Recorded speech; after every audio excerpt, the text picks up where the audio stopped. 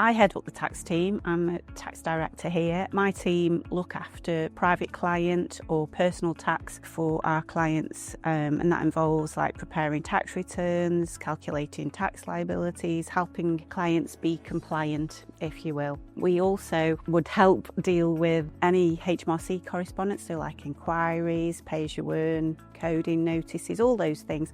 Just general complaints that sometimes people, laymen with no tax experience, wouldn't really know what to do with. We also are quite focused and driven with regard to planning for clients. I in particular look after all things tax planning. We'll follow a client from a holistic approach from start-up, so advising on the best structure, to minimising tax liabilities, and that can be corporate or personal, looking at perhaps tax planning strategies or actions that were within tax law but to help minimise those liabilities in the future. Thinking about perhaps succession planning in the business, exiting in the future, and inheritance tax planning comes into it, and how they can mitigate tax liabilities for the future by careful tax planning and looking at what they've got now, what they want, and how best we can get there from a tax point of view.